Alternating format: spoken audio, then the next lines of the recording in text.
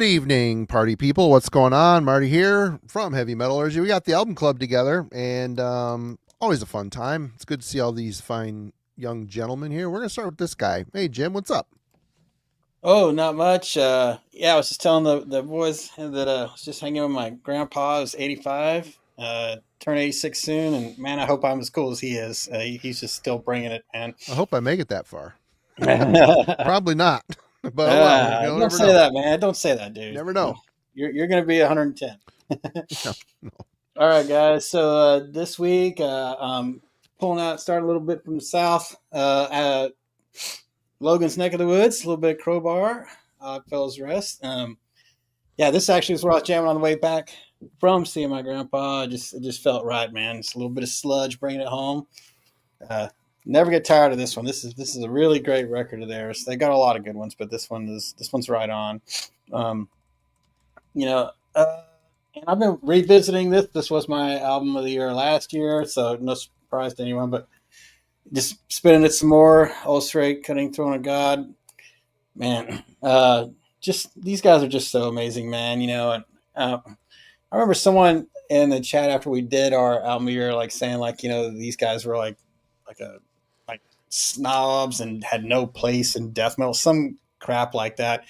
Man, I'm sorry for you if that's the way you feel about, somebody that's pushing the envelope for death metal. So you need to open your mind, But anyway, I still think this is one of the greatest albums to come out last year. It really rules. Other than that, doing a little bit of bathory worship, guys. We all have to return back to the altar every once in a while, right? Once in a while. Yep. Got to get to the old BFD. And, Under the Sign. And, of course, the debut. Out of these three, man, it used to be like the debut was kind of like my least favorite because it's just so raw and punishing all the way through. Like, it's kind of hard to grasp onto unless you're just in the right mood. But I don't know, man. As I've gotten older, like, I'm just really loving this one more and more and more. I mean, obviously, I've always, loved all three of them, but this one's starting to edge up for me, man. Bloodfire, Death, and Under the Sign were kind of back and forth for me, but I don't know. Is that happening to you guys as you get older? I don't know, but this debut's really started to stick with me more. No. No, I always liked it, but I think Under the Sign, I think it's still a better record. Yeah. I hear it. Under the Sign. Yeah. Cool. That's all I got. All right. Well, good to see you. Good to see you. Logan, how you doing?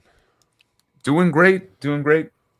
As you can tell with my title tonight, I'm paying tribute to TJ, who I know if he were here, he'd have a lot more interesting of a sentence as a title, and a lot of fun stuff to say about this album. I'm sure. I can only imagine what his commentary about Regurgitate would be.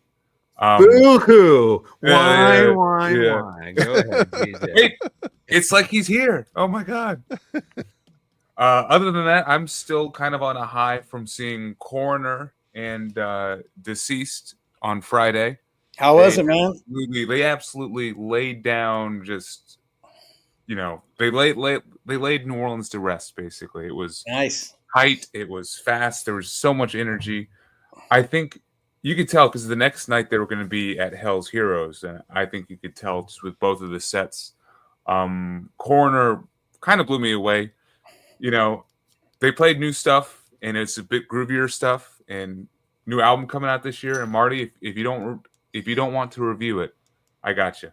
We do a collab. There we go. I loved it in the live setting. Other than that, they really did play a lot of stuff off of Mental Vortex. I think that's an outside door. I think that door goes to the outside because it's got a lock on it. It's right here. No, the one with the front of the CD rack. Yeah. Yes, that does. It only opens like that, thankfully. Yeah. So, and then Deceased were awesome too. First time seeing them, and King Fowley was quite the showman. He's great. He was amazing to watch the whole time. Oh yeah. And it's cool. Mike and Les are back on this run too, which you got 3/4 of the original guys mostly. Yeah. or the early I- guys. Mike, I don't think was early. He was later. He wasn't original, but anyway. I could tell the energy was there. They had a blast. It was a fun set, and they had every single album. It was great. I could just pick and choose stuff to fill the collection. Nice. Corner didn't have any CDs for sale, which I get. They're coming from overseas, but still, I was kind of bummed. And then I know someone in the chat is probably happy we're through with post metal. I'm still listening to some. Mouth of the Architect, Dawning. This is the last album by this kind of underrated post metal band from Akron, Ohio. If anyone's looking for a little more melodic side of post metal, yeah, check this out. And then been listening to a lot of grindcore this week. Grind is kind of a comfort genre. Discordance Axis, Johu. I don't know. And then I'll show this one real quick because the cover is especially nice.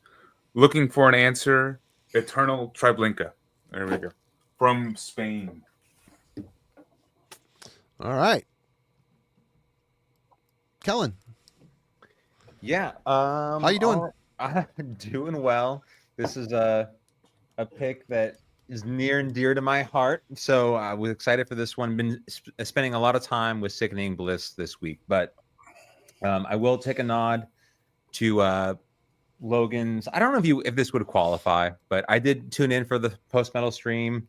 In the background, I was listening to Sulfur English by Inter Arma. I don't know if this would be a qualifying band, but I really cool did cover, cool picture.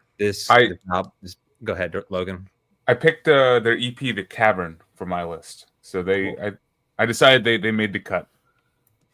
Yeah, so I really dig this one. That was in the background. I did get my physical copy of Tavisland that came in from Smart Records this week. So Alan and I did a review on this one. For anyone Is there a U.S. distro for that, or did you have to get it from Finland? They have a Smart US distro. This shipped out of North Carolina for me. So okay, that's a great record. I need to. Yeah, what genre is that? That's a cool cover, man. I don't know this guy's.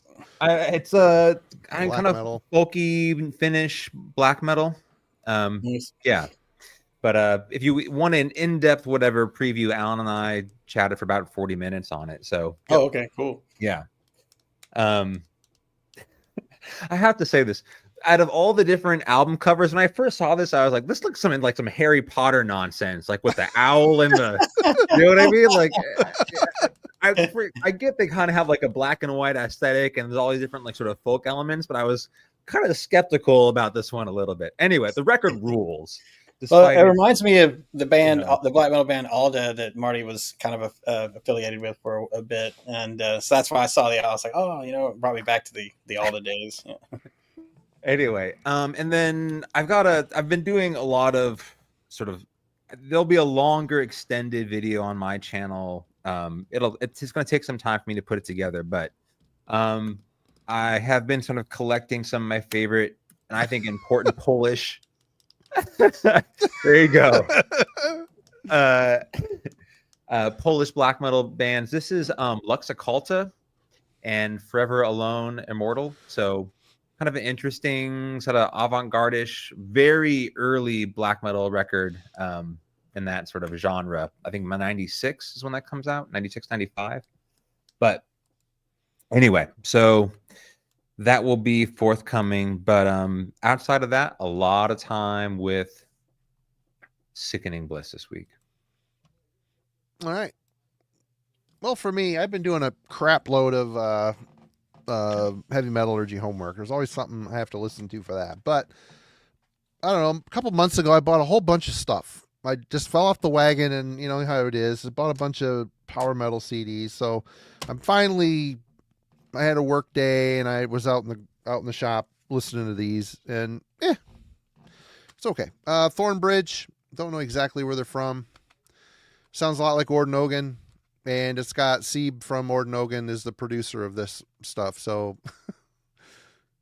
he likes what he likes, I guess.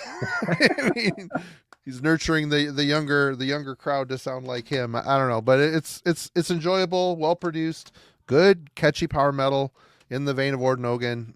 This Owl Bear, this is a U.S. band, lady singer.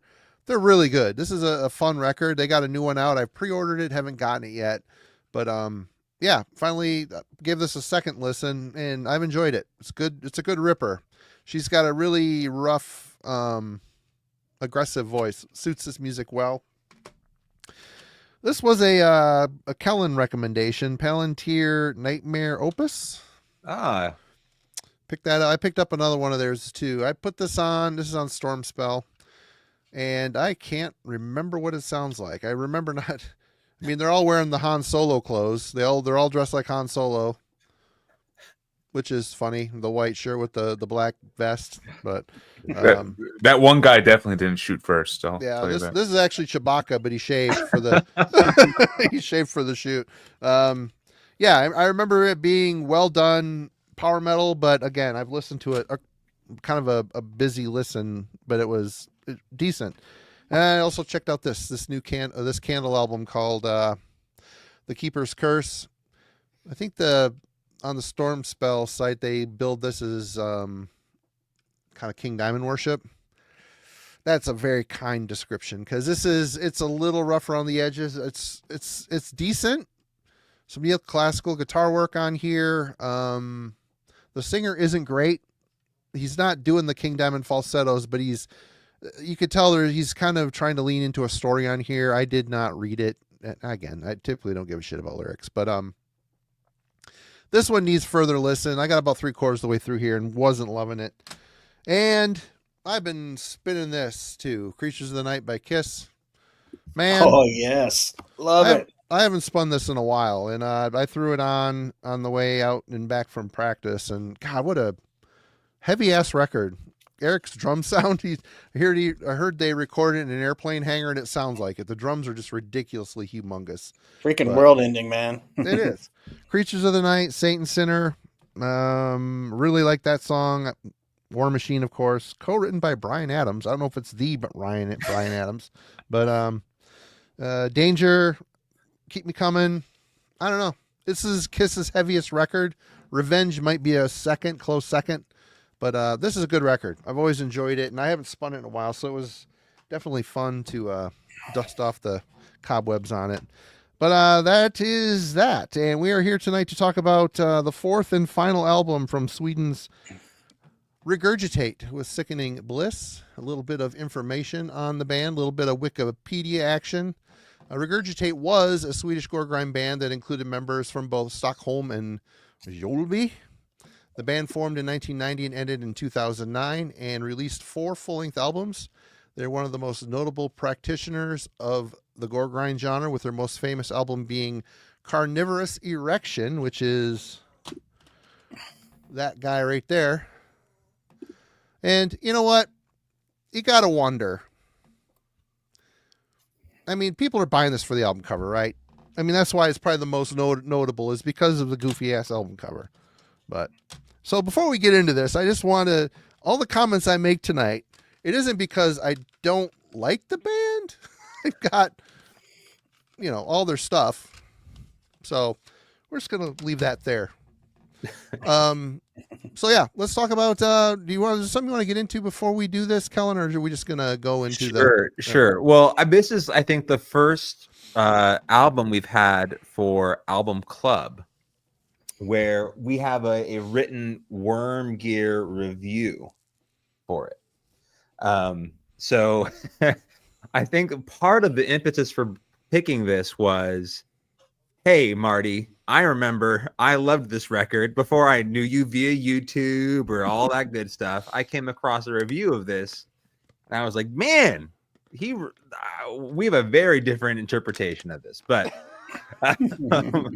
so I knew at least we would either vehemently disagree based on this, but I'm just going to read his review. It's short and to the point, but I'll read that getting into first impressions. So Regurgitate, Sickening Bliss. Marty wrote this in 2009, it looks like. So it's really getting old. The Goregrind scene, a world where comical and grotesque album covers seem to be the only real mark of creativity. Yet those of you into this scene keep eating it up and asking for more. I have really liked Sweden's Regurgitate in the past due to their pig squealing, vomiting vocal style of Ricard, but it's one of those things where you hear one or two releases and you're good. Golden, even. The production on Sickening Bliss is very full on and hammering, but the 26 songs found on this album all sound the same. Short, blasting, irrelevant. Modern day Regurgitate has moved away from the over-the-top postulating insanity found in this band's back catalog to further sound like Nasm. Very heavy, yet short, and to-the-point songs that go nowhere quickly and are over just as you find a source of meat to gorge upon. In this case, the meat is present when the band slows down to embrace a mid-paced or even slow riff that piles on the movement with a hint of groove. This is where Regurgitate takes step towards creating music with more substance, but just as we get a taste, we discredit the good ideas by detonating the same old speed riff, the same old blast beat, and the same old predictable insertion of pitch-shifting hemorrhage vocals. Necrophilia, glistening entrails, giblets. It's like, haha, I get it. Sick, humorous, now move on. Marty, 2009. I basically don't have to say another word the rest of the night. This is cool. Nice. Thanks for doing all my work for me, Colin. Yeah. That's good. Sick burn. Anyway, that was I came across that in 2009 when Marty wrote it, and I was like, okay, either. But I also know that you were listening to a ton of this stuff at the time. So anyway, I'll let if you guys jump in with your takes on this and your first impression. But it's a unique way we can bring back, for both Marty and Jim, who have this background in writing, something that we can bring back to the fold based on your previous experience with it. So anyway. All right. Well, let's start off with our initial thoughts. Logan. Yeah, I guess initially, I like the direction you went with your question, Kellen, which we'll dive into in a second. But I, assess my initial thoughts saying that grindcore, like first listening to a grindcore album, is different than other albums in that I'm not necessarily looking for like the same thing. Like I equate enjoying a good grindcore album to like a roller coaster ride or something like that. It's as soon as it starts, it's over. You don't really have much memory of what happened during it besides like the key points, like, the going up, the coming down, the curves, the slowing down and the tempo changes of the music. And most importantly, though, you need to feel like a little bump of adrenaline from listening to the album and on the first spin of Sickening Bliss, it definitely passed this, quick litmus test for me. I enjoyed it. The vocals were immediately entertaining. I was definitely thrown with how abundant the pitch shifted, like squash bowels, were all across this thing. And then they did a good job of, I thought, breaking up the intensity with like, a groovy element here, a bass opening here, a bizarre guitar solo over here, like, clean guitar melodies every now and then. Like they had all of the key points kind of when I was looking for it. My one reservation on the first spin was 36 minutes. I don't know. That seems a bit long for me to keep revisiting this, and that could be something that might wear me thin towards the end of listening to this like 10 times, over a week. So we'll see how that turns out. All right, Jim. Yeah. So, I kind of echo Logan here. I think this is too long for a grind album, and there is, to Marty's point, on the first half of the album, there is a lot of that sort of typical kind of napalm death sort of that kind of riff. There's a lot of that riff all over the first half of the record. Which all these bands have done. They all do it. It's a part of grindcore. Yeah, it is. But I think they visit that particular riff style too much, on the record. Having said that, this album gets, for me, really strong the second half, especially like the latter third. Yeah. The latter third of the record, they start, really introducing like some riff styles that are rarely heard in this genre. And it kind of, my ears perked up. We'll talk about later, like which songs they were and why. But I definitely found myself on repeated listens, like really kind of anticipating getting there. It is a slow burn getting there, though. So I think some editing would have really played well into their hands here, but some things that they did right, a really great production here, and I won't, I'll wait till we get to the production segment before I dive in why, but it really was that it was the segment, the sound overall, and how the latter third of the record like just really came on super strong here and sort of kind of saved it for me.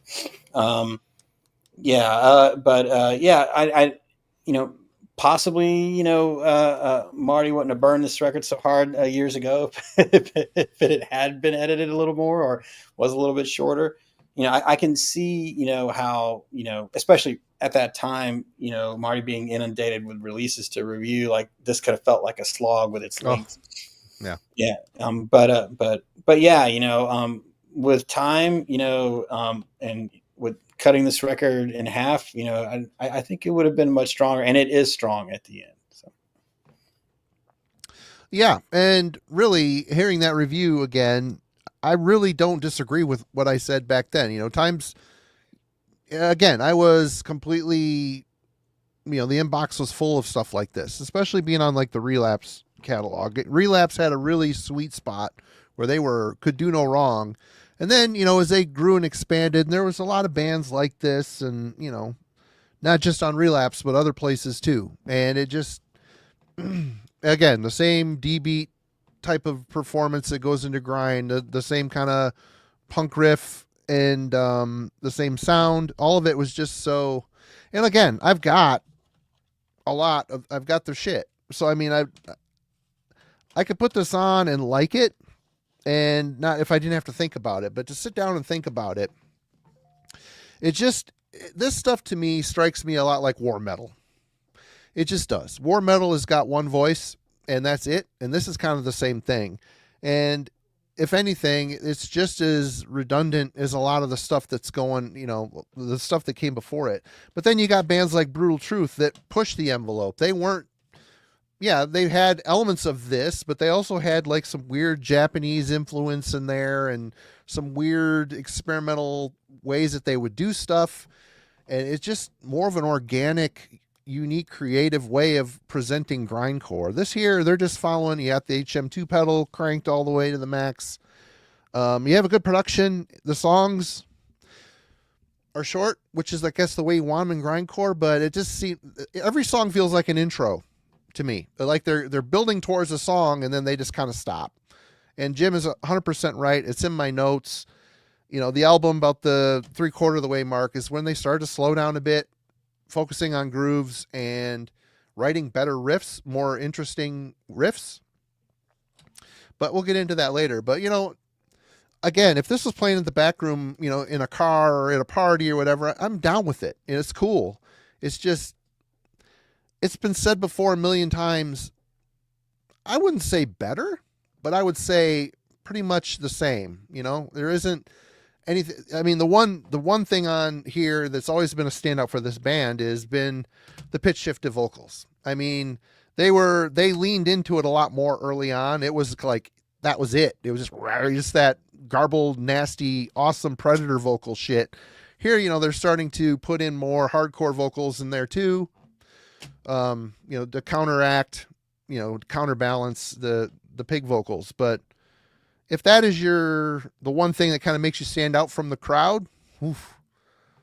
I mean, how you didn't do that with your creativity. You bought a pedal, you bought an effects rack, you bought an effects unit I don't know. And this is being harsh. Again, I enjoyed the band. It's just maybe a diatribe on the status of Goregrind at this point in the game. And it was the same way. I felt the same way in 95, 96, with all the brutal suffocation stuff. It's just like Cannibal Corpse Suffocation took off, and here come all the bands, all the demos that would come in, the Internal Bleedings of the world, all the, name it, all these bands that were like the Circle Pit starting shit, and good, technically proficient, decent songwriting, but they just did not have their own identity. It was just Same thing happened with At the Gates. Slaughter of the Soul breaks, and it breaks off and creates this whole subgenre of. Anyway, I'm getting off track. Anyway, yeah. Regurgitate, Sickening Bliss. Kellen. Man, yeah.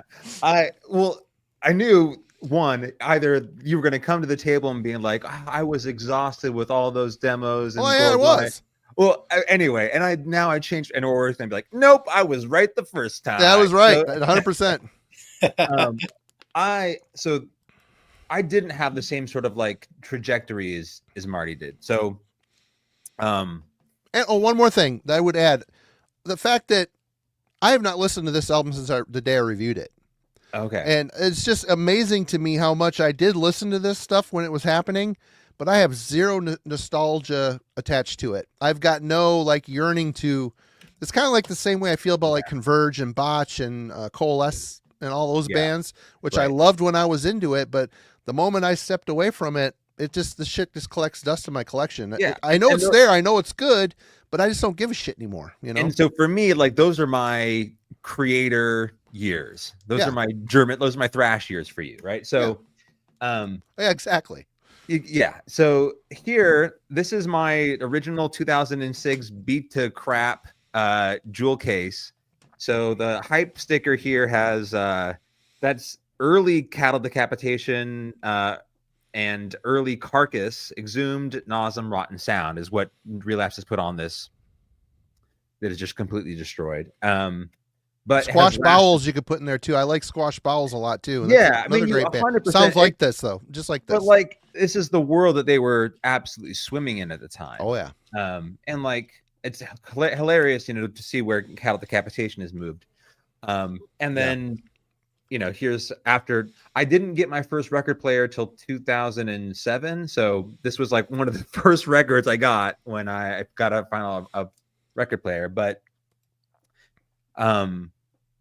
I absolutely connected with this, and I was listening to tons of stuff at the time, but more so than the early Regurgitate catalog. And I first saw Carnivorous Erections, and I was like, this is just ridiculous. I'm not interested in this stupid album cover. And the music, I don't think it's extreme, but I didn't gravitate towards it. This record for me, there are going to be criticisms that I have, especially now, some almost 20 years later. But and then their early stuff is like classic, and I think very much important to sort of the Swedish Goregrind scene, because they come around at the same time as like General Surgery is. And I think that's another fair comparison. But there are things about it that I think make a great Goregrind record, and I sort of continually chase after some of those qualities. And we'll get into the songwriting and composition here later on, but this kind of is a lead into the question that I have tonight is, just like I mentioned with an album cover, or even a name like Carnivorous Erections, on this record, when you have song titles like Violent Necrophilic Climax and Bathed in Feculence, Regurgitate isn't really trying to create the next Defenders of the Faith or even Altars of Madness. However, does that preclude Sickening Bliss? That doesn't preclude Sickening Bliss in any other Goregrind album from criticism. Do your standards and appreciation vary depending on the genre in question?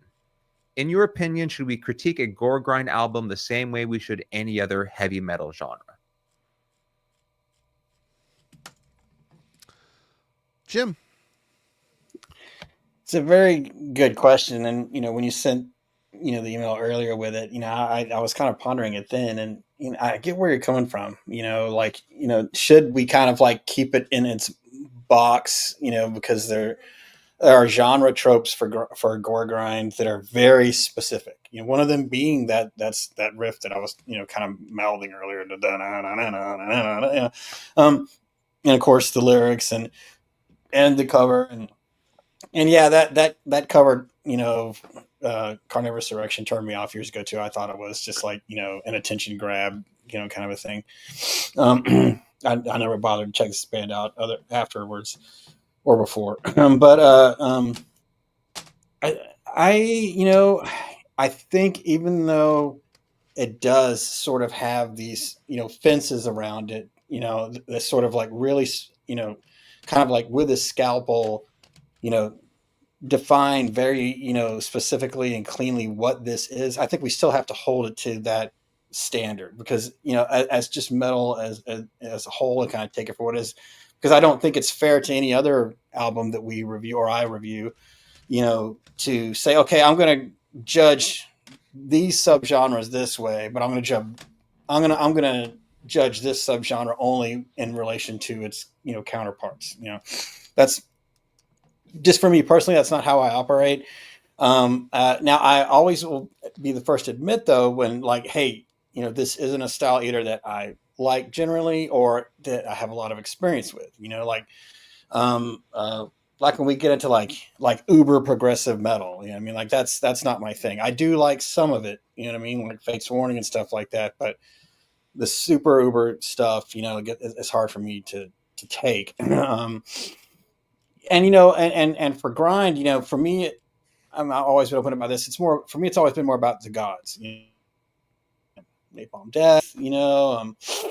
I like early Pig Destroyer. Just Nasum. I do like some Rotten Sound, and but when we start getting into bands like Regurgitate, that I think kind of borrow a lot from these bands, like it doesn't move me as much. Uh-oh. Come back, Jim.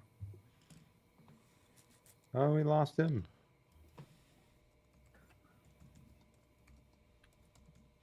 What's the wait window? Yeah. We'll go to you, Logan. Your thoughts on the same question. We'll see if Jim gets his. Okay. if he comes back. Yeah. So I actually do approach. I like how he faked this out there for a second. Yeah. I actually do listen to grind and definitely Goregrind differently than other genres and other styles. Like at the end of the day, do I rate it or judge it on a different like axis or angle? I guess not, but still, I think the bar for me to actually enjoy it and to appreciate it and be like, I'd see that live. I'd buy your shitty demo, is a lot lower. Like the barrier of entry is definitely lower than other genres, and I think the barrier for me to have like some level of enjoyment out of it is lower as well. And it to me, it's like I'm looking for different things from grindcore and Goregrind especially. Like I'm not necessarily looking to think or challenge myself or be stimulated that much. I just want to put something on, have it be mainly in the background, and then when it comes out, man, it really comes out and catches your attention with something super intense. But then other than that, the whole time it's just like, pounding away at you. And then boom, 20 minutes later and you're done. And like that's basically what I look for. I will say when it does come down to the rating, most of this stuff can't get past like an 8 to an 8.5 out of 10. Like, so that's like the flip side of it. On one side, it's easier for me to get into and more fun for me to get into this stuff, but it's not going to capture my attention like albums that I'll give a 9 or definitely a 10 out of 10.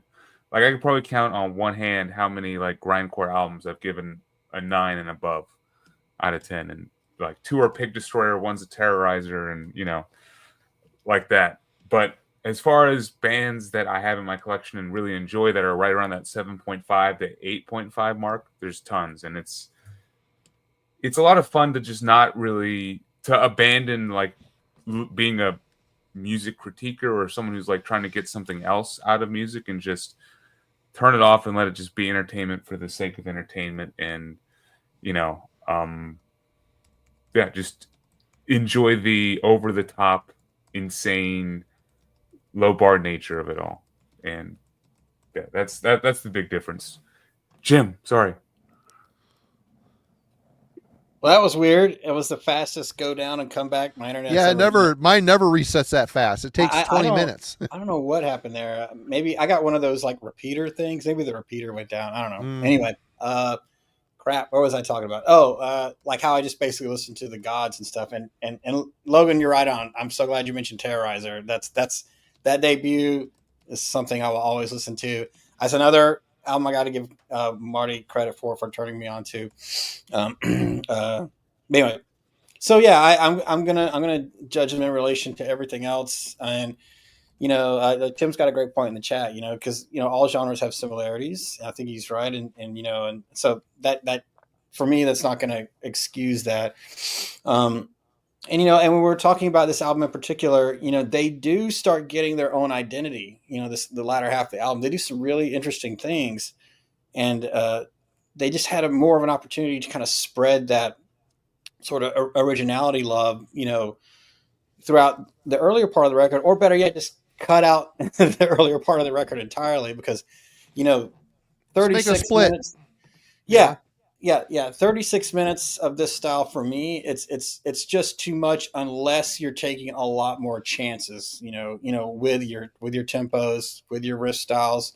If you're not taking more chances and you're staying within that kind of grindcore cube of a genre tropes, then it's going to feel like a slog to the listener, at least for a listener like myself that isn't the sort of a grindcore aficionado. You know what I mean? Somebody that like visits there, enjoys it for a while, then sort of moves on. But this isn't the guys who inspired them. Carcass is never going to live up to that. So if you're not going to live up to that, then you've got to still like bend this, tweak the dirty a little harder to make it something, more your own. So now I'm done.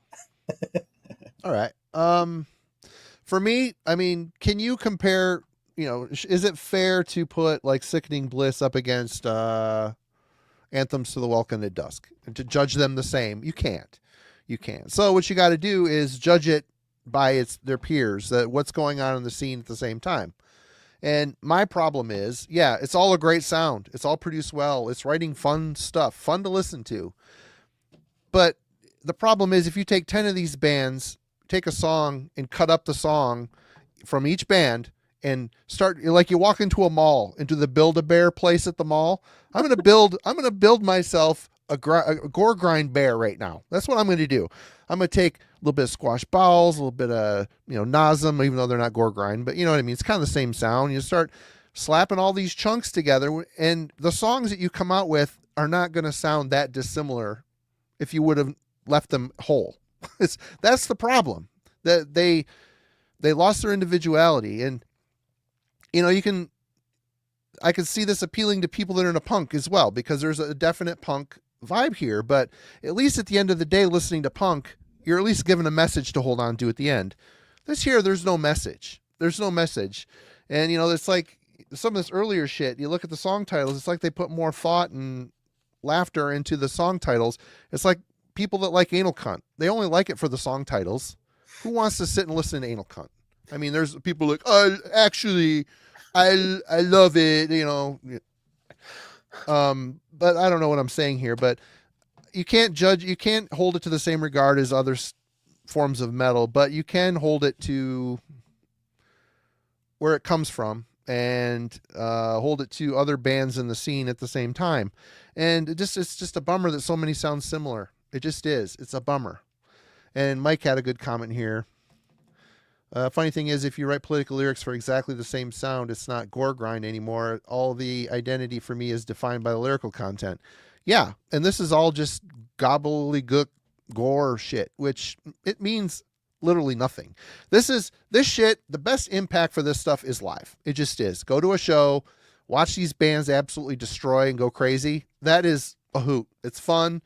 It's infectious. It makes you want to listen to it, but there isn't staying power. And Rick was also saying, build a Gore Bear shop.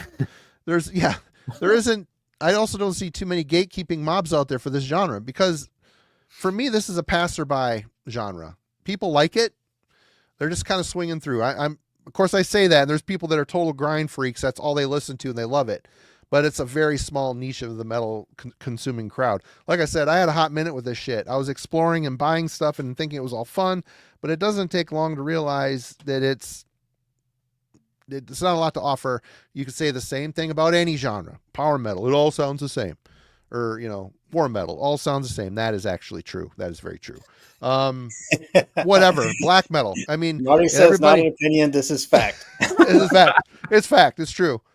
Black metal, you got all the Dark Throne Burzum worshiping bands. It's just to say, to throw out a generalization like that is lame on my part. I understand it, but I don't see at the level that Regurgitate was. I don't see a lot of identity other than their vocal effects. I just don't see a lot of soul searching to know that they could go into a room in a week and write this album. If you know how to play guitar and you have a good drummer, this is easy. If you're not worried about being original, Jim, am I wrong? Am I wrong? I'm not wrong. We could go into a room in a week and write this album. Am I wrong? Am I wrong? I don't know if that's giving them props or giving me props. No, I don't know. I don't know what I'm trying to say with this thing, but it just kind of seems like the magic is kind of gone for me. Anyway, Kellen, your thoughts? Yeah. So the biggest obstacle, to your point, like both, you all have mentioned this. I do feel at some level it's difficult to take this record or ones like it and put them on the same level as like, okay, these are classic heavy metal records you need to listen to, right? The only reason I feel so passionately about Symphonies of Sickness is because the songwriting on that drifts further towards death metal. And it is more than just a D-beat punk. Yes. The songwriting is, you can advanced. Hear, right. And unique. For me, and we'll get to this, I can bring it up now. A lot of what I hear from Goregrind bands of this time period feels to me like they were trying to sort of revisit Reek, not symphonies, or not looking at necroticism. They're looking at Reek of Putrefaction and trying to find that sound and play with that space, but with a good production. Right. Like we'll have a new different production. We'll have different sort of riffing, but whatever they are interested in that album specifically, they're trying to explore, which has all sorts of limitations. The biggest obstacle for me and why I gravitate towards this record, what it does for me is too often a grind record or Goregrind record feels like an individual disconnected collection of songs. It doesn't feel like a cohesive sort of piece that's moving collectively through an entire listen. So you just live from one song to the next, and there's not sort of an identity, a through line throughout your entire record. And that's one of the things when I first heard this was, I could latch on to enough of the songs to where I was rooted into them and I could revisit them. I remembered the riffs, so on and so forth. But it also felt like it was collectively moving somewhere. And I think that's really hard to do with a Goregrind record. I think too often you're just kind of enjoying each song and it's, as a standalone piece without like an appreciation for the entire experience, which is what I think a great record should do. Well, all those, anthems, you put on anthems from the beginning moments where the guitar comes in and there's owls, whatever in the background hooting at you. And like Harry Potter's out there. Yeah. It's a world, right? Yeah. Great records do that. And I don't think that's something that we don't ask often a Goregrind record to provide for us, is like that through line of an experience with a record. Doesn't have that level of standard it needs to uphold. No. It's like, we need to have enough gross stuff going on and enough kick-ass riffs, hopefully, for someone who loves this music to enjoy. And most often you're done within 25 minutes and you're done, like out, right? Yep. So to find a Goregrind record that feels cohesive, I think is a pretty rare thing. And for me, there's going to be, I do have criticisms. I agree with all your points in terms of the length of this. You listen to Reek is really, that's a 30, almost 40 minutes long, on both sides. It makes it hard because the sound sucks so bad. I hardly ever listen to that album. Yeah. Right. And it's one of those things where I agree with the cumulative experience of it is kind of exhausting. If it had been 30 minutes, 25 minutes, I could have tolerated this a little bit more. But I listened to it. We'll get to the track listing in a little bit later, but I kind of listened to it in two halves. And now having it on vinyl, when I first got it on CD, I just put the whole thing through. So anyway, I think that's what I was looking for in terms of where I was pointed with the question is, that's a standard for a Goregrind record that I don't think we often sort of take into consideration, just because the bar is lower overall. Yeah. All right. Well, let's talk about the musicality and composition of Sickening Bliss. Are we good, Kellen? We're good. We're good. We can move on. Did we get to where you wanted to go with that? Absolutely. Okay, right on. All right, Logan. All right, yeah. When approaching this album right here from the musicality perspective, I definitely hear it feels a bit slower, more mid-paced, especially from something like Carnivorous Erection. I think they were definitely going for a bit more of the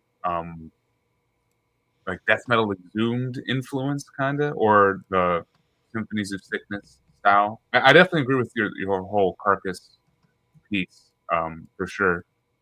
And I kind of prefer the more blasty and quick style that they had on Carnivorous Erection than on Sickening Bliss. Just where the songs just feel like they're flying past you at a million miles an hour, and that when they do change it up, that really sticks out even so much more. I definitely did learn to enjoy the tempo that they were going at, though, with this. The guitar gets a lot of flashy moments. I think it's a very competent performance over here. They get guitar solos every now and then. The riffs can be inventive, though they do stick in that, similar vein that has already been mentioned, where it's just, the same classic riff over and over again. The vocals are, of course, like the biggest standout, I think. There's a lot of variety here. And I feel like this is something of the era, kind of. Like, I recently got into Hemorrhage a couple months ago. Someone picked it for a Metal Club album, Viewer's Choice episode. What is it? Anatomy. I don't know. I'll think about it later. But I've been Anatomy is Destiny. Is that by Impale? That's Exhumed. That's Exhumed. Oh, Exhumed. Yeah. And the vocal delivery of it is pretty fun. It makes it fairly enjoyable. Like, the songs kind of do differ because of the vocal performance. Here you go. Ryan Pest has got me covered. Thank you, Ryan. Anatomical Inferno. That album to me is actually a standout for this genre. I've really come to enjoy that. And I do say I feel like even with the pitch shifted vocals, I wish there was a bit more like depth to them. Like, they sound just like it's just the vocal effect and not much else, Like, if you took the vocal effect away, what is he doing? Is that it? Like, is that what it sounds like without the pitch shifted nature? It's probably the screaming style with just the effects turned on. Is my guess. Yeah. It just sounded like it was all effects and that was it, which is fun, sometimes, but once again, I think I would agree maybe not to base the whole sound around. I do agree that something happens about maybe it's a little past the halfway mark where the songwriting just all of a sudden gets more interesting. Like, the way that they're writing tracks, it starts with for me that the song Addiction, and then we go into We Are sadistic, hateful scum, and then from there it's just like they really bring out like a bit of groove and a lot more memorable riffage and songwriting, and that kind of hooks me from there. Yeah, honestly, I really don't have too much else to say about the musicality and composition, and that this is kind of maybe one of the downsides of this style. It's like you check off the list, and that's it, really. This is a Goregrind album. It does all the things that a Goregrind album should do, and other than that, it's not necessarily doing anything I wouldn't expect. I don't have too much else to comment on. I'm a happy customer. I will come by this. I'll come through this drive-through line again, and get the same thing for sure. But I'm not going to write a giant, long Yelp review about it. So I'll leave it at that. All right. Sorry, I was writing down a note that where's the thing? There it is. Jim. Musicality and composition. So there are some high points here. The drummer is wicked. I really like his performance on this. Super solid. He's got great sound. And I know that's embarking a little into production territory, but man, that snare reminds me of the Covenant snare sound. He's got that Pete Sandoval like it's such I mean, it's one of my favorite snare sounds of all time, and for him to 13 years after the fact, kind of zero in on grabbing that and sort of reinventing it for Goregrind, I thought that was really cool choice, and it really kind of magnified my enjoyment of the album, but not just because he had the sound, but because he had the performance to go along with it. He had the chops and the skills to have that sort of really, really solid, and musically sharp, timing to make it, sound crisp and also it didn't wash, like a lot of times, when grind bands play, it washes, it didn't wash here. So, kudos to that guy for combining his own skills and the performance itself to really, propel not only the band forward, but also, his placement, on the album and I think help make it shine brighter than it would have otherwise without it. I think that the riffs here on the first, 2/3 of the album are kind of, standard grind. I cool stuff here and there, nothing that I don't like, but nothing that I hadn't heard before. But yet, when we got near that last third of the record that I keep referring to, you're hearing some dissonant chords played here and there, some slow doomy type moments, some solos, God forbid, in Goregrind, and actually well executed solos.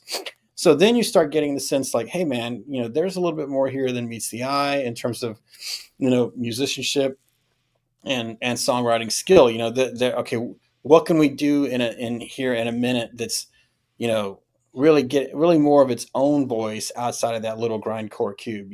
How can we push those walls out a little bit and sort of, make our mark here in this, genre a little bit more. I wish that it had continued in the first half of the record, but it is there. And if you really kind of listen to those last several songs, or even I guess we should say the last 10 songs or so, you're going to hear it. So, there is an eye towards some innovation here. It's just, buried on the latter half of the record. Vocally, I'm with Logan. I've never been a fan of the pitch shifted vocal thing too much. It even made it hard for me to enjoy early Carcass. I always felt like it was cheap, as a cheap way to get a low, cool vocal. Hey man, if you can't do it, just don't. You know what I mean? That was always my take on that kind of thing. It took me a long time to get over that. My Carcass love started with their later albums, and then I've made my way back. And a big part of it was yeah, man, what is it? Dude, your real voice. I like Jeff's voice when he's just, not when he's hitting a pedal and doing a pitch shifter thing. I'm used to it now. You know what I mean? much from Kellen's prodding. Like, I own Recon Putrefaction now. I love the record. I finally got it, you know, but it, you know, in general, like it's a turnoff for me, you know, to hear that, unless I'm listening to like Godflesh or Soulstorm or something like that, you know, bands that have a more industrial bent. You know, when I hear it in grind, it's not something I'm super thrilled with. I think it's kind of a crutch. And so, you know, I'm cool with it. Like, he does good with it.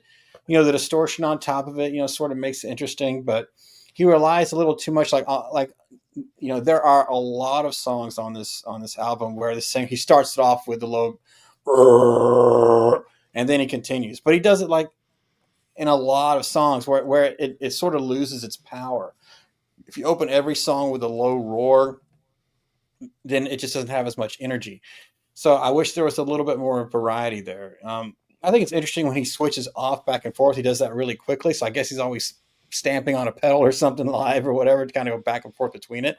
And, you know, and to do that and to perform and, you know, and entertain a crowd, but not lose your, lose your, place in the song or make something, or miss a line or something. There is actually some skill involved in that. So I can see live that this wouldn't be the easiest thing in the world to pull off and stay in time, you know, or to get the lines out in the way that you want. So, hey, kudos to him for that. But for me, it's just, it's not, you know, that, you know, a big of a deal for me. But, you know, riff wise, you know, there is some skill there. You know, if you haven't heard this record, you know, start at track like 13 to 15 and finish it out, and then you're going to hear, I think, what these guys are really capable of songwriting wise. But yeah, it is too much of a slow burn on the first half of the record. Colin. Okay, am I coming through? Sound okay? Yeah. My one of my mics here died on me, so moving on. So okay, let's talk about the vocals quick. Because there is just one vocalist here, I do think the trade-off between these sort of pitch-shifted, non-pitch shifted stuff is more fluid, and often I think having more control over that versus Carcass, where they're like sharing the role as a vocal. There's a certain kind of like connection that was going on between vocals and guitar here that I think is a little bit more like curated than you would sometimes get on a Carcass release, for example. And I love his non-pitch shifted voice. It's still super gross. There's parts of this record where he's screaming and it like, man, that's nasty enough when he's like barking into the mic. So yeah, the vocals are great. The groove aspect to this record. So I really enjoy that. And it's actually why I think, so the guitarist here, now his early work, let me get the name right. Urban Skite or Skit.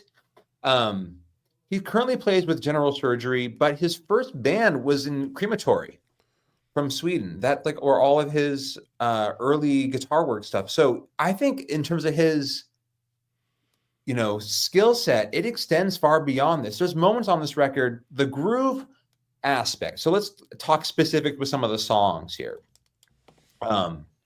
If you were to listen to the middle of this, we get, okay, one of my favorite moments on this record comes from what I think an addiction and unconditional love for blasphemous perversions, with this track number 15, which is kind of this melodic, sort of almost instrumental, and it has that creepy sort of vocal sample that jumps in. That moves straight into We Are Sadistic, Hateful Scum. It's just a party.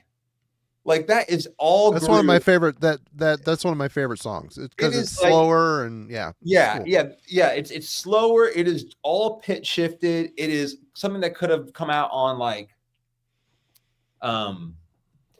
what the record label that's escaping me right now. But like, I heard that with like Ghoul, right, where it's a bunch Razorback. Razorback. Thank you. That could have been a Razorback moment. There's a certain amount of like playfulness to that track. It's just a party.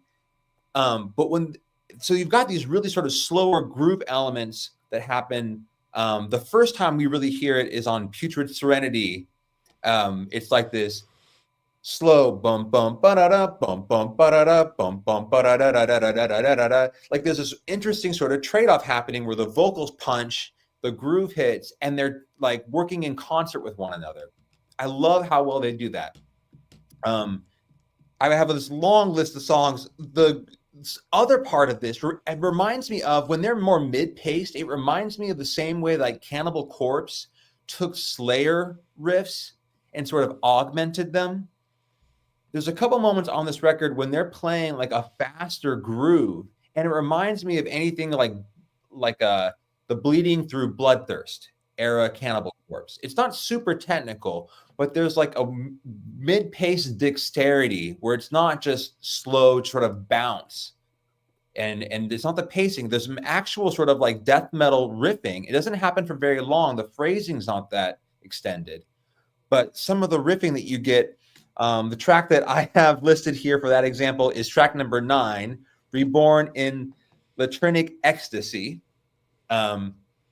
which that song opens with this like dual tremolo melody.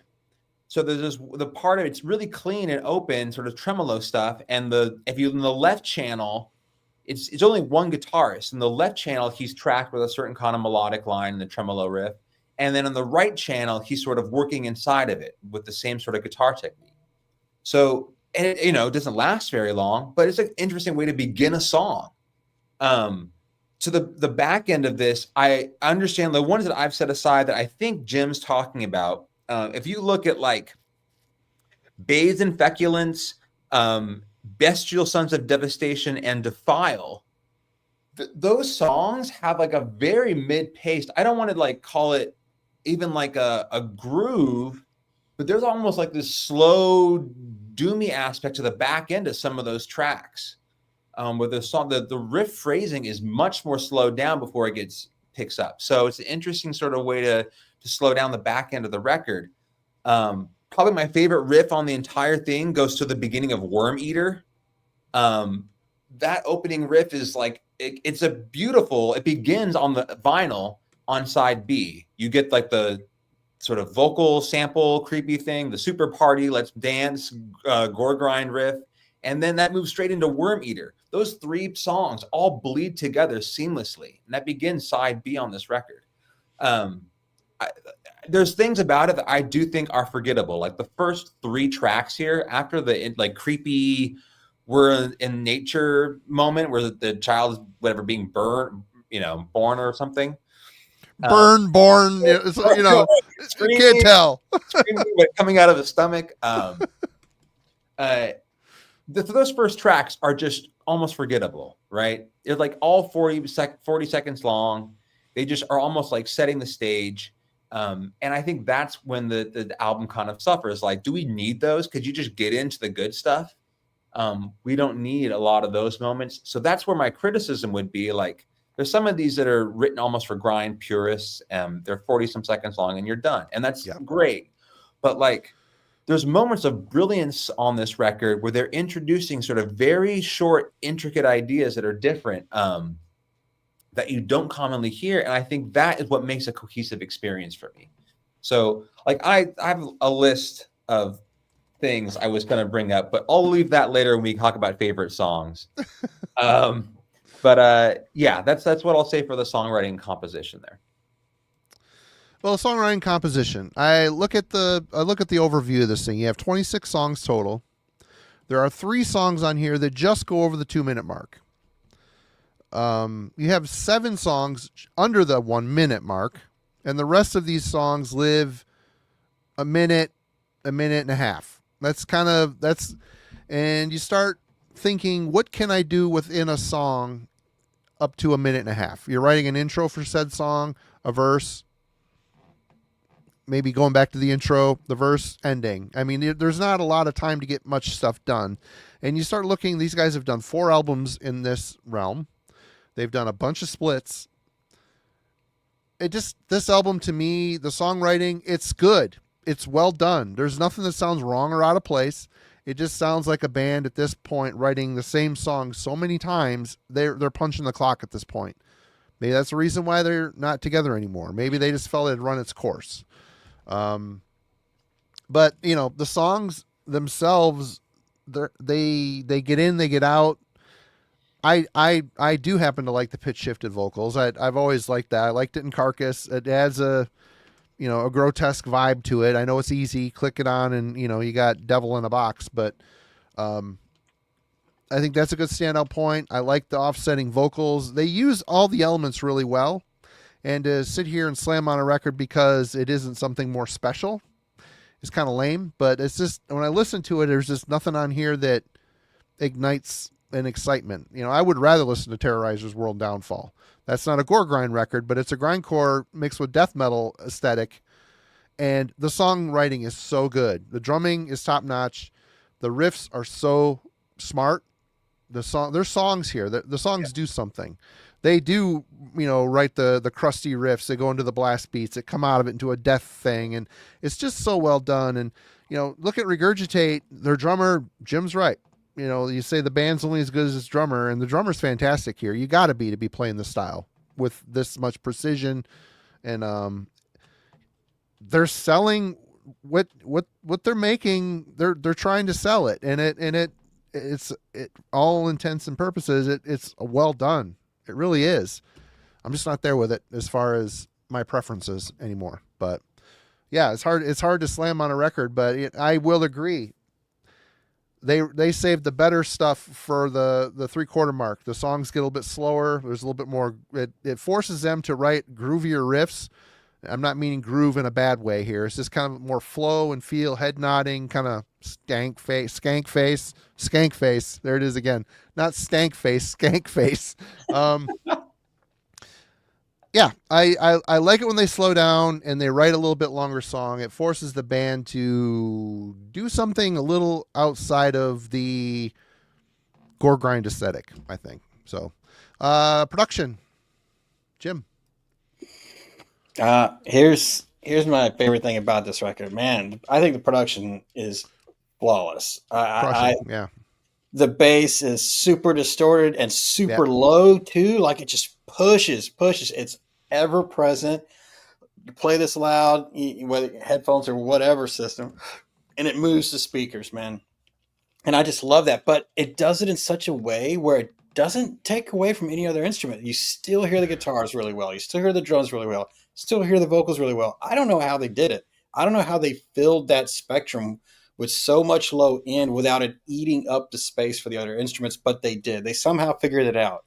And I love that much bottom end with that just crazy amount of distortion, but yet it just doesn't destroy the overall attack of the rest of the band. So genius. I don't know how they did it, but I really admire it.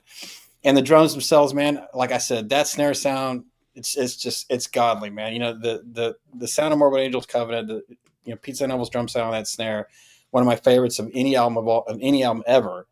And for anyone to even get close to that, and this guy did, like really close to it, like is amazing to me, because it's just not a sound I really have heard anywhere else. And when I heard it, I was just, oh my God, he somehow dialed it in, and that in a grind state, especially knowing that Pete came from grind, he came from Terrorizer.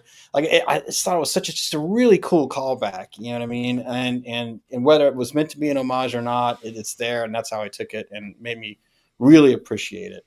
Riffs, like Marty said earlier, these are straight HM2 sound, but let's face it, we love death metal, we love metal, like you love HM2. That's what it is. Yeah. It's a great sound.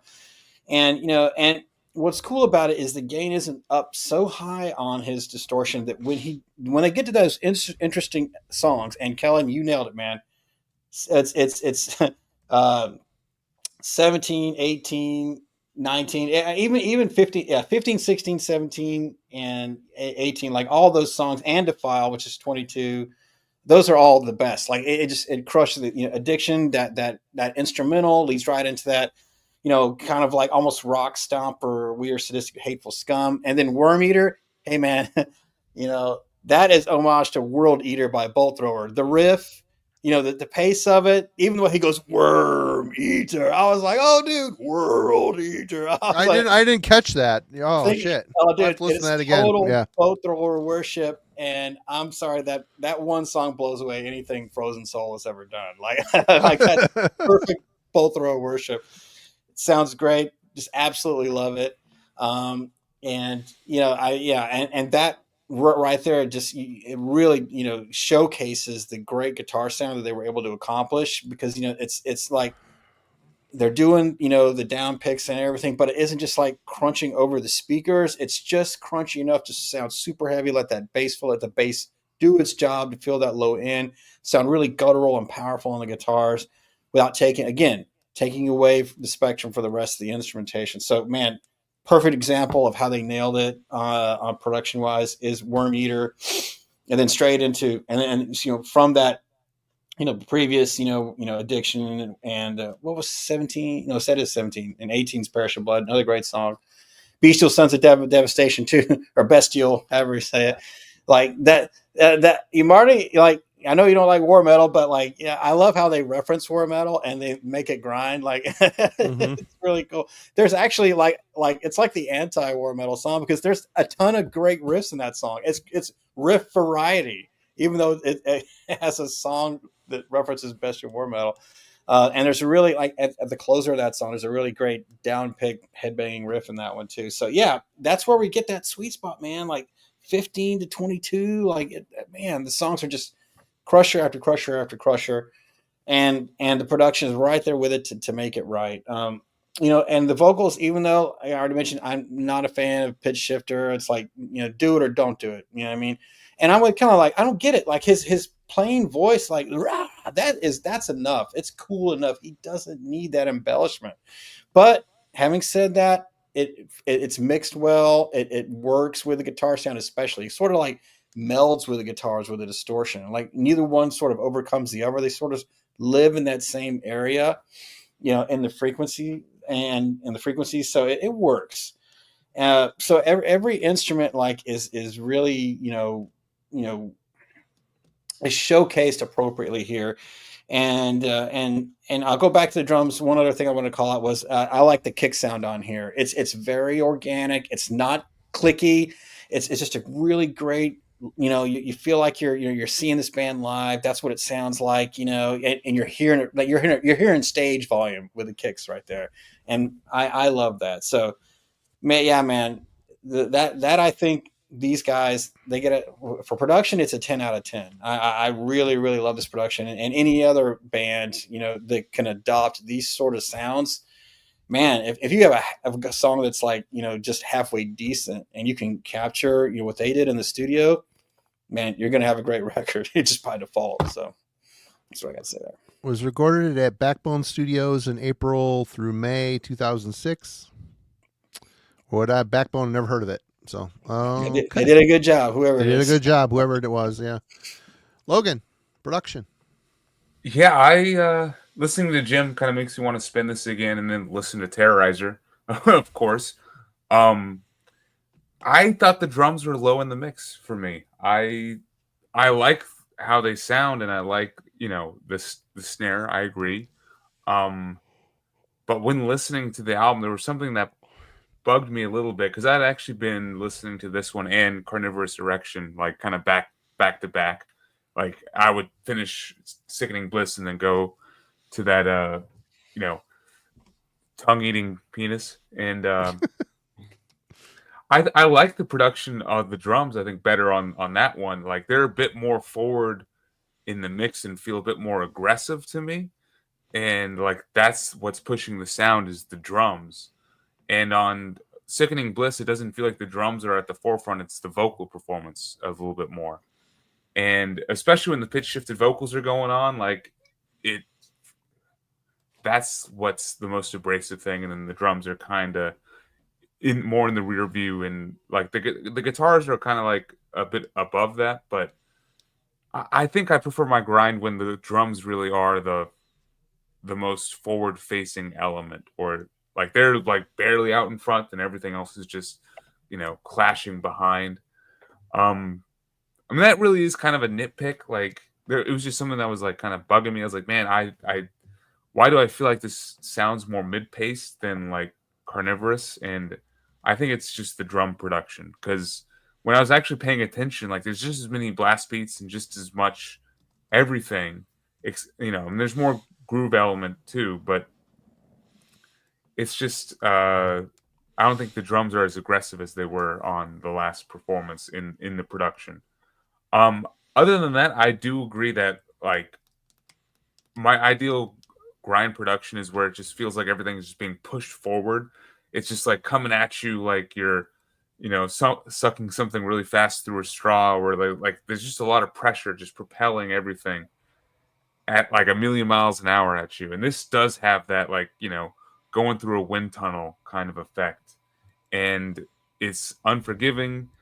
Everything is competing for the same space. And yeah, it's fun. And then when the bass does get to come through, God, it's awesome. The songs where there's like a prominent bass element is automatically a hook, and it's fun to really listen to the bass throughout other moments too. Yeah. So I'm a big fan of the bass production on this and just how distorted and kind of mean it sounds. So I do want to highlight the vocal production, including the pitch shifted vocals. It is a pretty well produced performance. They kind of sound wet, like someone just is currently vomiting or just vomited, or a lot of phlegm going on. It's just kind of a nasty vocal performance, and like I think my ideal range for him is indeed like that in between the hardcore shout and that pitch shifted vocal. Whenever he does get into that death metal more so kind of thing, that's equally sick. So yeah, I mean, still great production, and definitely it does help the album more than anything else. All right, Kellen. Yeah, everything's pretty. I was surprised. I thought this, to me, in a lot of ways, sounds almost more like a death metal record than a grindcore record. Just how big and enormous everything sounds. It doesn't have that like gritty sort of punk sort of thing going on. So in some ways, I do think it's just huge. The guitar is enormous. The vocals are shown. It's all a 3-piece instrumentally. And they're completely turned up here. I don't have any complaints. It's very loud, and I think people could argue it's overproduced for a grind record. There's something about the way like that HM2 pedal, when it's turned up, and you can have a incredibly distorted bass on it as well. And for some reason, it works on this record. They tempered them enough in the right places. Yeah. That I actually enjoy how big everything sounds on there. I'm happy that Jim brought up that point. This is 2006. And drum production for extreme metal, no matter what genre in 2006, didn't necessarily sound like this. And that was a major selling point when I heard this. I really enjoyed how well the drums were produced. They didn't lack any impact. There's enough sort of clarity, specifically with kicks and so forth, that you can feel them when they arrive in the mix, but none of it sounds like a traditional, or what I was really kind of expecting from an extreme metal listen in 2006. So it's a selling point for me. That has lasted over the years and been something I could return to and really enjoy about how they like didn't abandon at some level how records drum production used to come over on a metal record. So anyway. That has happened before, Logan, by the way. We'll put it past you. That's why I have to check, Production. Yeah, I mean it's great, and Jim's right. The HM2 pedal thing, it's its own sound. Makes a lot of bands sound the same, but man, it's a good sound. You're wielding that power. It's fun. It's fun to play it. It makes you write a certain way. And it does sound to me like they eased back the gain a little bit, like Jim also noticed. And the fact that you can listen to this on headphones and hear that bass fully distorted rumbling right along with the guitars and not losing any step or being, buried. It's cool. I don't know how they got that clarity in between instruments on here. I like the sound of the drum kit. There's really nothing wrong with the production here. And while when you guys were talking, I did pull up that worm eater thing, and because I'm bummed I didn't pick up the bolt thrower connotation, but you're right, 100%. It's exactly what they did on the intro to that song. So definitely cool. But yeah, production, nothing to complain about. Very cool. Good sounding record. Favorite, least favorite songs. Colin, we'll let you go first. I think you got some paperwork to go through. Okay, so let's get the ones I don't like. There's enough of this record, anything, euphoric state of butchery, songs like that. I think another one that comes along later on this record, that there's several of them that don't make the 1 minute mark at least. Within those songs, there is not enough unique being offered up that I think deserve to be praised. You can't. I mean, there's not enough time to do shit. You're selling a sound, you're selling a vocal trick. Yeah, it's for me. It's just like they're checking something off. It's for the grindcore purists, like you said earlier. It's what that's for. So, for me, this record really gets going with Putrid Serenity. So that's the one where we have an opening guitar riff, and it's punctuated in the right spots by the vocals, where like the riff will come, there'll be a time where it eases off, and we get two sort of vocal lines delivered, and it begins the song. So it begins with sort of this groovy stuff going on, and then they go into the blast beat, but it's a refrain that has always stuck with me. It's like, okay, now I remember this record's on board. Then we move from there. The next one I really want to highlight is, we're talking about bass, Violent Necrophilic Climax. That's the one that opens with just a boom, doon, doon, doon, doon, doon, doon, doon. Like just a bass line by itself. And we get like this punk, boom, boom, boom, and the guitars jump into it. Later, you get a blast beat section. It drops out again, and just the bass hits center stage again. This time, though, his regular vocals just puke into the moment, right? It's a great sort of like his disgusting vocal style. It's not pitch shifted, arrives this time with that another sort of prominent bass place. Love that moment on this album. If you wanted a great sort of double bass moment where it kind of grooves out towards the back half of the record after all the blasting, Carnivorous Sores, track number 8. I already talked about the melodic sort of intro with the guitars on Reborn and Latrinic Ecstasy. Next page. It's like a grindcore song. It's a smaller legal pad. It's a little tiny one. Yes.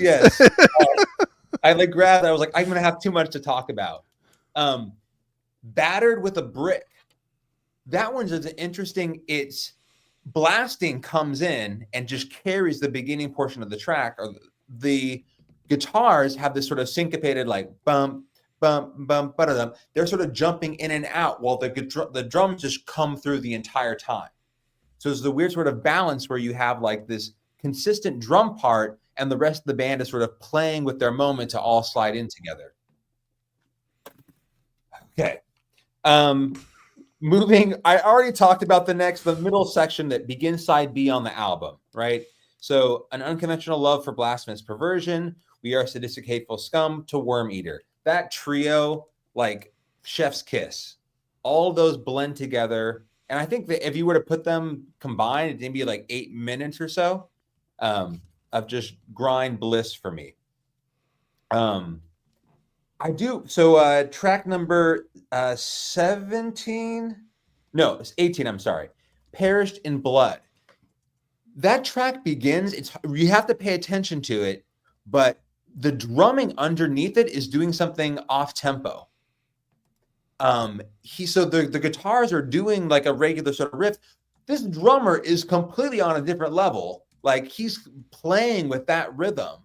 And that's not something you typically get. That's way more death metal than it is grindcore. But it's a great little moment. It'll fly by over your head after the ecstasy that is Worm Eater if you aren't paying attention. But it's a really cool moment on this record. To your point, the trio of Bathed in Feculence, Bestial Sons of Devastation, and Defile. I think Defile is the grooviest out of the three, but it is on the back end of the record where you get these sort of slower tempos that are kind of are a little bit of relief after this exhaustion. This is track number 20. We're at 26, right? To me, the last three, 24, 25, they're like the same way the album begins. They're kind of very short. Let's get to the end, which is this slow screaming, just like the album began. So we begin with the Bliss intro. It ends with Catatonic Possession. It's the same sort of howling, slow, and like ambient intro outro that connects the sort of bridges the beginning to the end of this record. There's so many cool ideas over the course of these tracks that, I mean, I've spent 100 times listening to it to dive into. It's exhausting for people who are trying to pick it up and listen to it in a week. So I think there's a certain amount of fatigue that if I hadn't memorized 15 moments on this record, I would probably feel, bored with it, or I wouldn't have the attention span to hold on to a lot of it.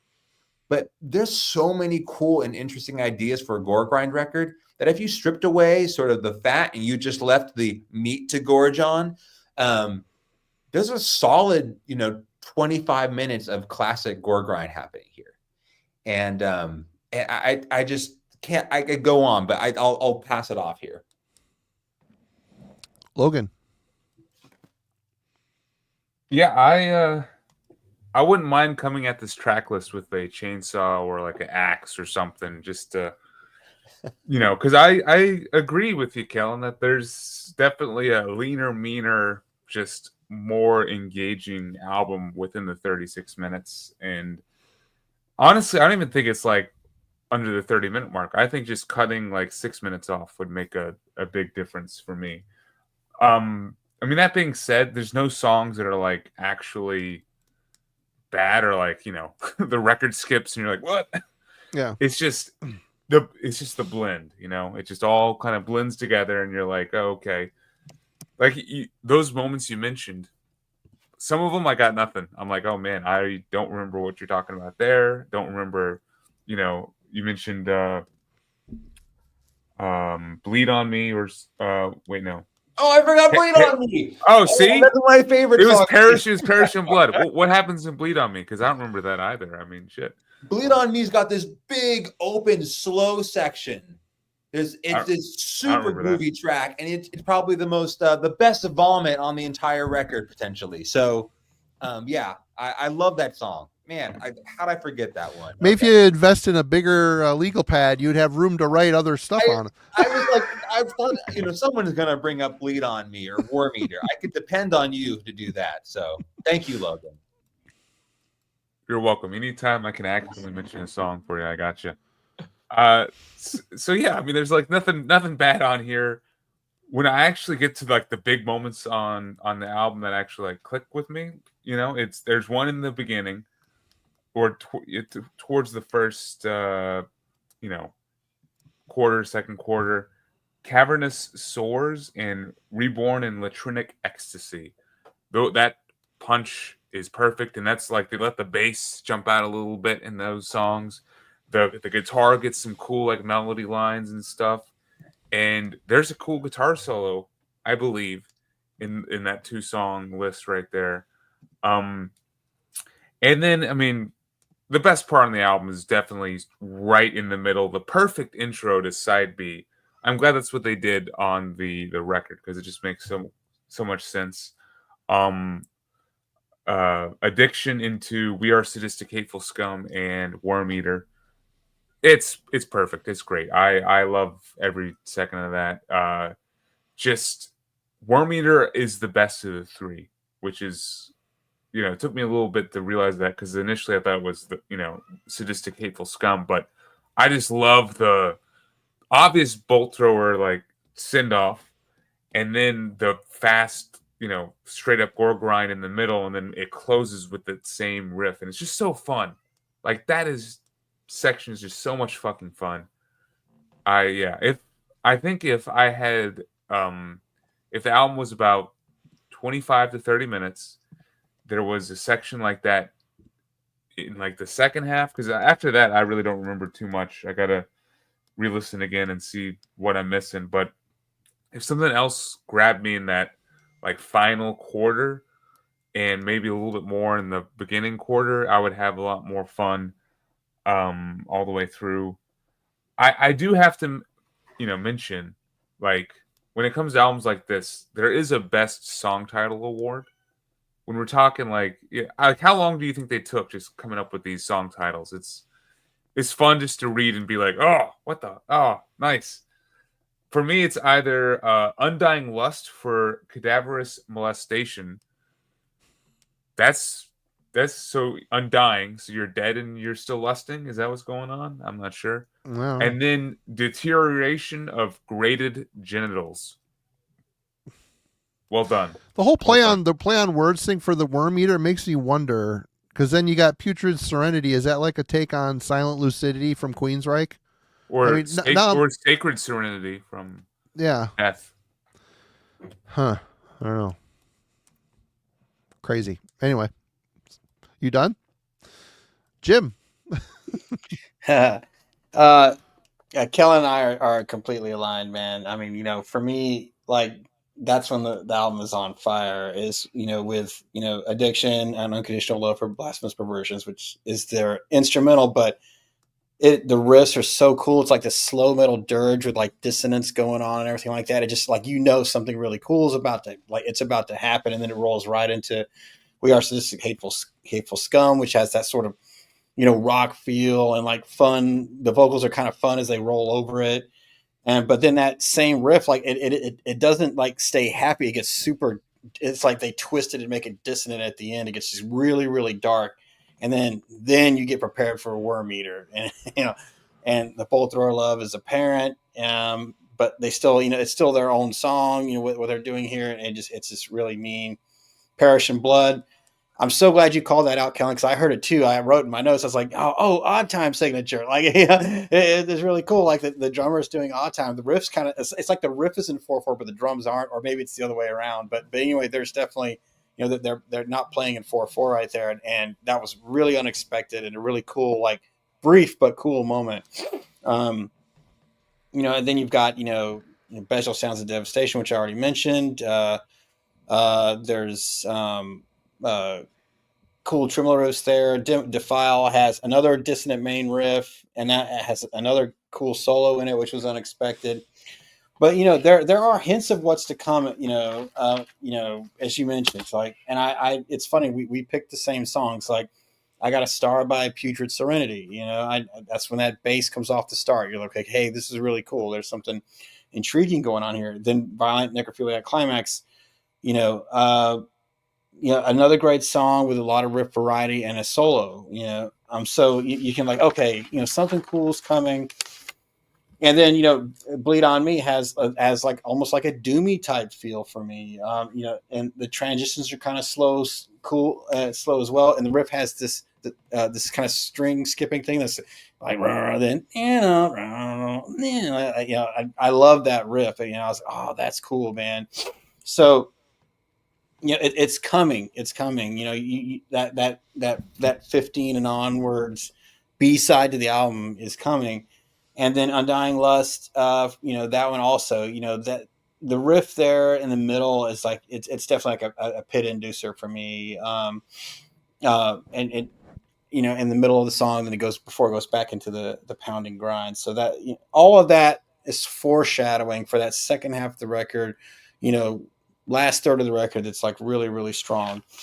And I do like how the album closes with Catatonic Possession.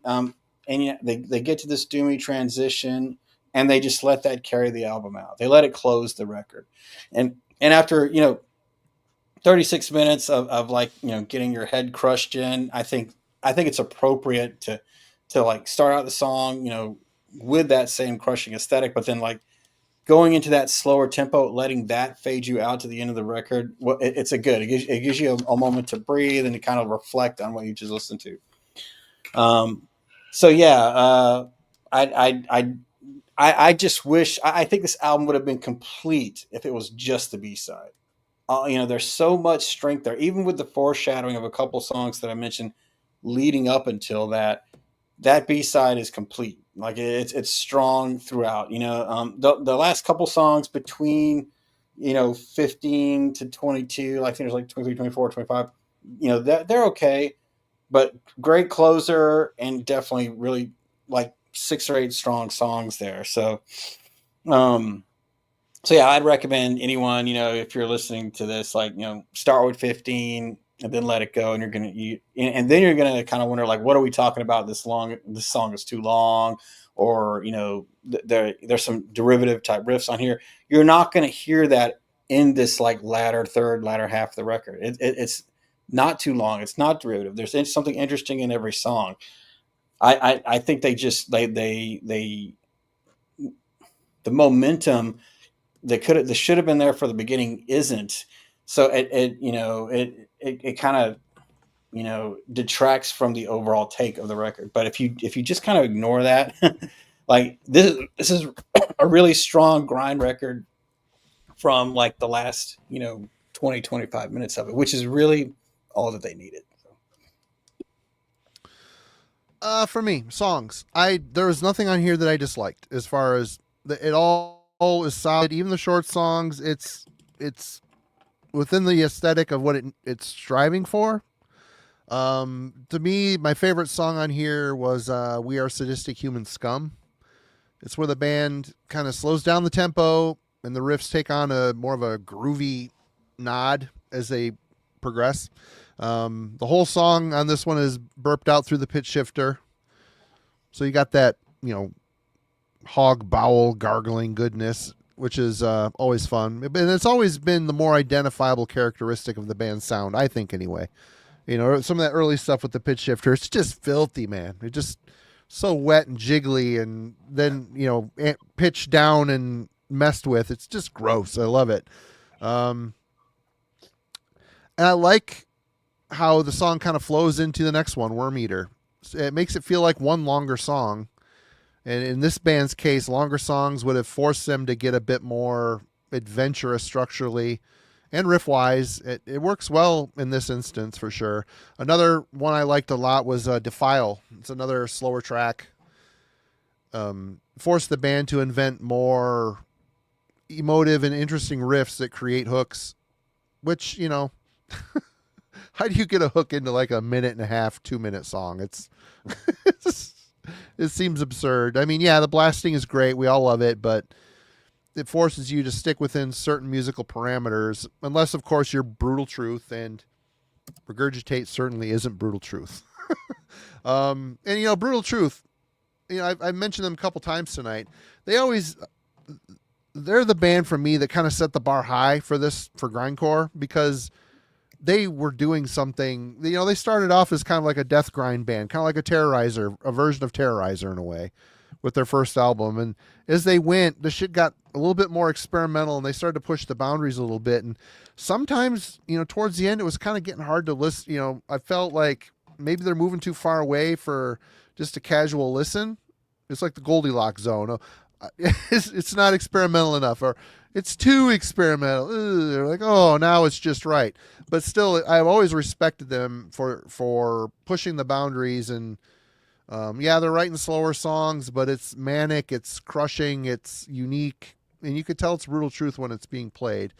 And that's maybe not fair to hold a band like Brutal Truth to a band like Regurgitate, because it's grind, but it's Regurgitate's definitely in the Goregrind sector of the sound. But I just wish there was I think if the songs were longer, that's where this band would have. They've got all the parts, and it's all good. It's just longer songs. It would have forced them to be a little more creative within the songwriting. That's just my main gripe about this. It's just the songs are just kind of. There's some cool tricks here and there, some cool things, but it just, I don't know. Judgment, final thoughts. Jim. So yeah, we've talked at length about where the strength of the album lies, where the weakness of the album lies. The weakness of the album lies in the first half of the record. There, to Marty's point, don't misunderstand. There aren't any bad songs. No. They're all really cool songs, but it's just nothing that really kind of had moves me or that I hadn't heard before at first. But then on that latter half of the record, from song 15 on, it's just crushing. Really unique arrangements, far more variety in the tempos. It's not just blasting and the da-na-na-na-na. Like it's more than that. They even throw leads in here. There's a lot of dissonance thrown in here. There's even some odd time signatures. So there is a lot of creativity on the latter half of this record. But we can't discount the fact that it takes a long time to get there. And, and with grindcore, there shouldn't be a long time to get to anywhere. So, in my, new rating system, which is like, would buy, wouldn't buy. I forgot about that. Yeah. Would buy, but, at a discount or use, like, this, this is like it would have to be a used bin pickup for me, because I have to be okay with the fact that I'm never going to listen to the first half of this record. I won't, because it's just not enough there to grab me. But there is plenty there to grab on the latter half of the record. So yeah, if I saw this in a used bin, or even ran across the vinyl for like cheap, I'd pick it up. But I'm not gonna. I wouldn't seek it out. New or anything like that, or like rush out and get it, simply because I know I've never listened to side A of this record. But if you want to hear some good grind, listen to side B and you won't be disappointed. Logan. Yeah, I mean, this album does exactly what it's meant to. It does what the genre kind of sets out to for me. Like, on first listen, what I expected is kind of what I got. On the 8th listen, yeah, what I expected. It was still the same. I think it probably, I could dive a bit deeper, it sounds like, because I'm interested to hear what Kellen is hearing from all these different songs, and each time I listen, I'm still only picking out about 8 of 26. So I think there's still some depths to be explored here, some gross depths, but honestly, though, with this week of listening, I couldn't be happier. I mean, it wasn't necessarily a challenging week for me. It wasn't really a super exciting week either, but like, it was just right in that like comfort zone of just putting on an album and just enjoying it and letting it kind of wash over you. And yeah, just it was the grind comfort food. Something about hysterectomies and grated genitalia, I guess. You just know where you're going with an album like this. And I guess one last thing why I think Goregrind as a genre is because of how it's coming at you a million miles a minute, and you never know what song is just going to be the same old grindcore song and what song is going to do something different. It's hard for it to get boring. You can like listen to it over and over and over again. And because of how quickly it is to listen to, there's tons of opportunity to spin an album like this. I will say that with like it being at 36 minutes, and with me indeed having issue with like the beginning, it's not quite above others that I've heard in the genre. Like I mentioned that Hemorrhage album, Anatomical Inferno, which I think is a little bit better, but it's definitely, it's good enough. I want to put it in my grind rotation. So when I'm in the mood for this kind of stuff, it's going to be, spun throughout. So for me right now, it is a 7.5, but that could go up the more familiar I get with this album. So good pick, and probably the nastiest album we've discussed since I've been here. So fun stuff. Cheers, Kellen. I'll let Kellen have the last word, and I bitched about this record. I feel bad because at the end of the day, it's a good record. It gets in, it gets out, it serves its purpose.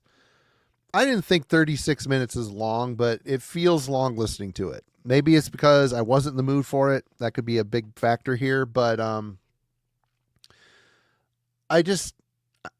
know, granted, they're trying to stick in the grind aesthetic too, but you got 26 songs here.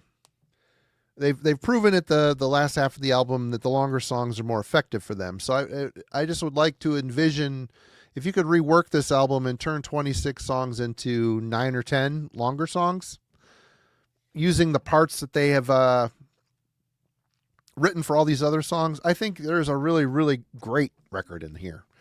As it is now, a bunch of fragmented pieces. It just seems like a lot of grind in this area. It just feels like intros with a verse. Like it feels like unfinished snippets. Songs that didn't,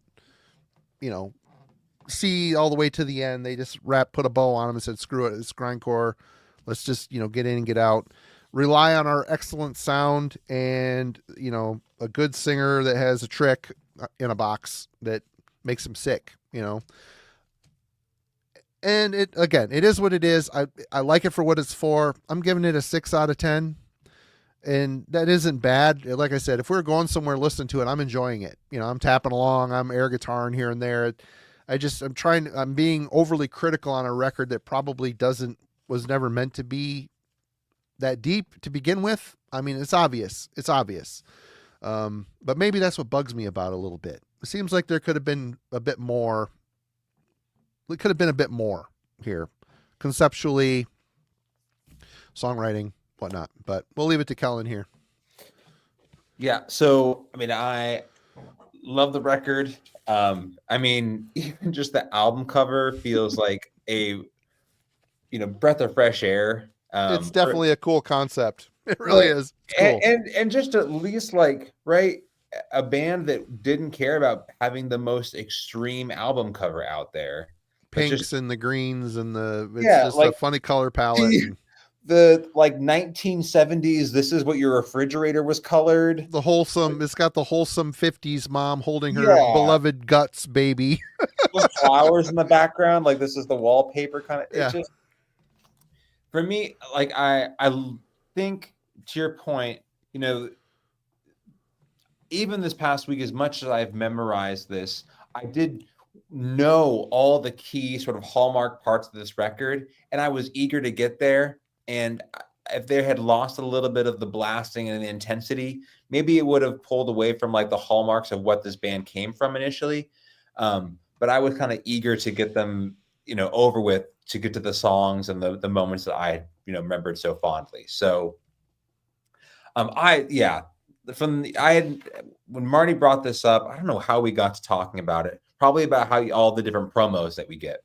Yeah. I think that was kind of the impetus for me discussing this, but I've got obviously tons of nostalgia with this record coming out when I was 22, and still have memorized all these moments when we get to the middle of it, and we, your wormer eater arrives. I remember the house we were living in, and my roommate, coming around the kitchen, being like, "What is this riff?" and just enjoying the shit out of it.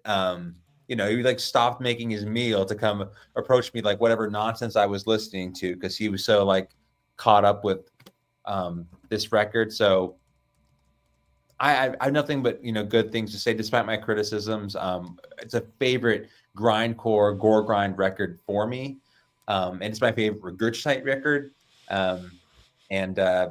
If you're into this, and you're thinking, hey, it's not the first, it's not the debut, it's not the most extreme thing out there, set those reservations aside and give it a shot, because I do think within their catalog, it's probably at least the most inventive songwriting as this project ever got.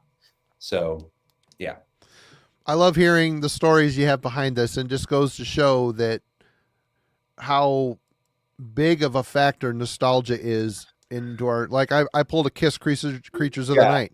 I know I listened to the shit and the lyrics are terrible. You got to keep me coming, coming. It's stupid shit. It's stupid shit, but I love it because it's my childhood. I remember when he was making, he was this vegan hardcore, and he always make tofu with sriracha and peanut butter. And I remember making that. Oh, I love that. Yeah. Oh my God. Anyway, it was cooking in the kitchen. I could tell you that, right? I have that very specific memory about this kid. Yep.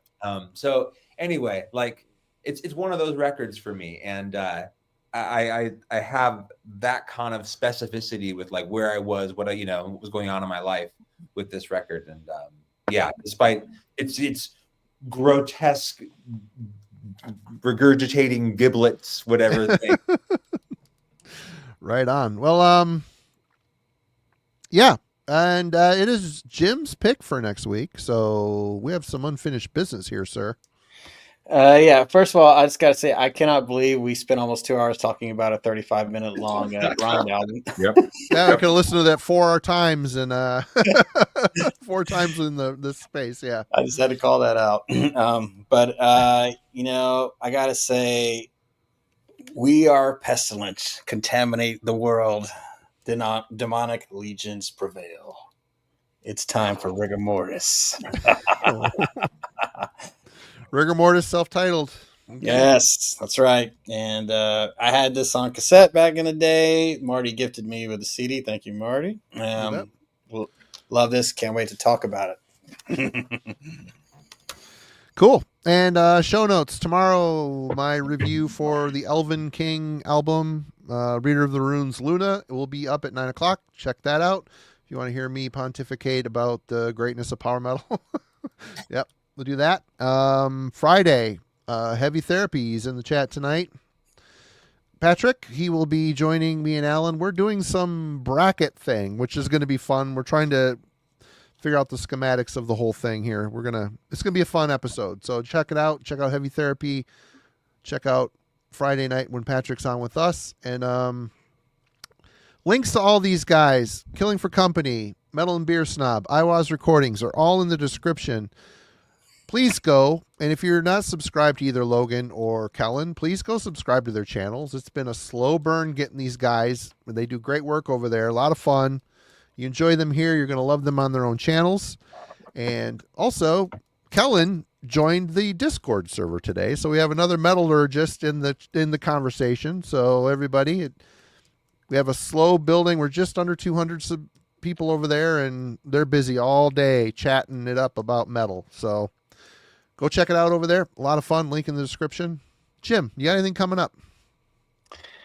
Yeah, I got some, nothing I want to announce yet, but we got some bands that we're going to be reaching out to, that Logan helped me find and Kellen helped me find. So pretty excited. We'll see what we can do, you know. Cool. So hopefully in 25 we'll have some new releases. So nice. Logan, Kellen, anything coming up you want to promote? I know Logan just did Post Metal Island over at Gas Masks and Hand Grenades. Yep, go check that out, Post Metal Island. Also, 2 albums that are coming out on Friday in the Heavy Metallurgy album review series, Savage Master and Lady Beast. Check out that review I did with Alan.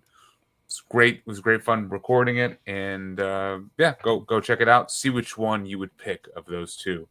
And then I want to hop on the Celtic Frosty bandwagon. 5 albums that define your heavy metal listening experience. You know, it's a cool topic. I love talking about origin stories and stuff. Yeah. So, Kellen, anything for you, Kellen? Don't have anything since I guess last week I put out had a review and just a getting to know your collection episode thing on my channel. So I've been working on the project here, but with my Polish black metal thing for a little bit, but that's going to take some time. So I don't want to announce that quite yet before I put everything together for that. Cool. Okay. Well, that's it, everybody. It was good seeing you. Thanks for hanging out with us tonight, and we'll see you on Discord, and we'll see you Friday night. Cheers.